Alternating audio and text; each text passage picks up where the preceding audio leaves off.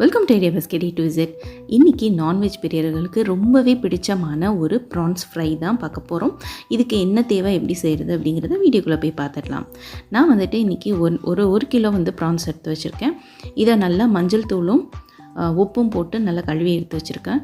இதில் தலையும் வாலும் மட்டும் வெட்டி கொடுத்துருவாங்க. உங்களுக்கு உள்ளுக்குள்ளே லைட்டாக கருப்பாக இன்னும் இருக்குது அப்படின்னு ஃபீல் பண்ணிங்கன்னா மேலே மட்டும் இந்த மாதிரி கட் பண்ணி விட்டுட்டு உள்ளே இருக்கிறத எடுத்துக்கோங்க.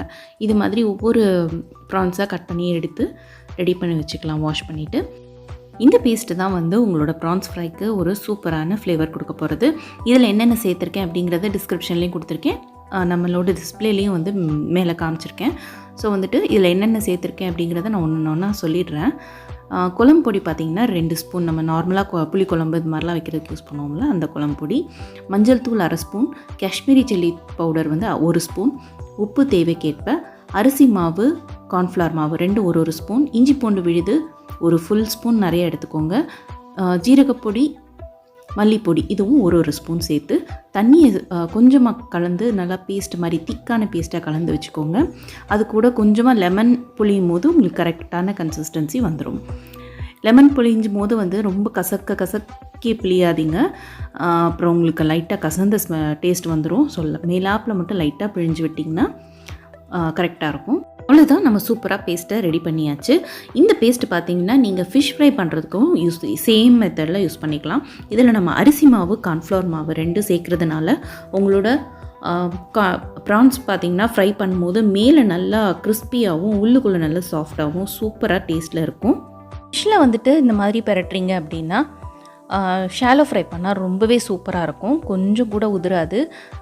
கண்டிப்பாக நீங்கள் இந்த மாதிரி நம்ம மசாலா ரெடி பண்ணி வச்சதை ஃபிஷ்லனாலும் சரி ப்ரான்ஸ்லனாலும் சரி மிக்ஸ் பண்ணிவிட்டு 1 மணி நேரம், குறைஞ்சது 1 மணி நேரம், மேக்ஸிமம் ஒரு 2 மணி நேரம் ஊற வச்சிங்கன்னா ரொம்ப சூப்பராக இருக்கும். உள்ள வரைக்கும் உங்களுக்கு உப்பு, காரம் எல்லாம், அந்த புளிப்பு, லெமன் பிழிஞ்ச அந்த புளிப்பு எல்லாமே உள்ள வரைக்கும் உரைச்சி ரொம்ப சூப்பராக இருக்கும். நீங்கள் சாப்பிடும்போது கண்டிப்பாக 2 ஹவர்ஸ் ஊற வைக்கிறதுக்கு ட்ரை பண்ணுங்கள். இது எல்லாம் முடித்து 2 ஹவர்ஸ் ஊறினதுக்கப்புறமா மிதமான சூட்டில் நான் இன்றைக்கி ப்ரான்ஸ் போட்டு பொரிச்சு எடுக்கிறேன்.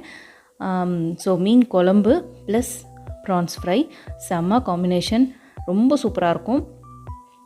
ஃபிஷ்ஷை நீங்கள் ஃபிஷ்ஷில் பண்ணுறீங்க அப்படின்னா ஷாலோ ஃப்ரை பண்ணுங்கள். தோசை கல் இந்த மாதிரி வச்சுருப்பீங்கல்ல, அந்த கல்லில் போட்டு ஷாலோ ஃப்ரை பண்ணிங்கன்னா ரொம்ப நல்லாயிருக்கும். சூப்பராக நம்மளோட ப்ரான்ஸ் ஃப்ரை ரெடி ஆகிடுச்சு. பாருங்கள், உள்ள வரைக்கும் அந்த மசால் தெரியுது பார்த்திங்களா? அவ்வளோதான். இந்த ப்ரான்ஸ் ஃப்ரையை இந்த சண்டே நீங்கள் கண்டிப்பாக ட்ரை பண்ணி பாருங்கள். டேஸ்ட் எப்படி இருந்துச்சு, உங்கள் வீட்டில் எல்லோரும் எப்படி ரியாக்ட் பண்ணாங்கங்கிறத என் கூட கமெண்ட்டில் ஷேர் பண்ணிக்கோங்க. BASKET A2Z சேனலை சப்ஸ்கிரைப் பண்ண மறந்துடாதீங்க. உங்கள் ஃப்ரெண்ட்ஸ் அண்ட் ஃபேமிலிஸ்க்கும் ஷேர் பண்ணி என்னை சப்போர்ட் பண்ணுங்கள். இப்போ வரைக்கும் 770க்கு மேலே சப்ஸ்கிரைபர்ஸ் போயிடுச்சு. கண்டிப்பாக நான் எல்லாருக்கும் ஈச் அண்ட் எவ்ரி பர்சன் ஒவ்வொருத்தர் சப்ஸ்கிரைப் பண்ண எல்லாருக்கும் நான் ரொம்பவே தேங்க் பண்ணிக்கிறேன். தேங்க்ஸ் ஃபார் வாட்சிங்.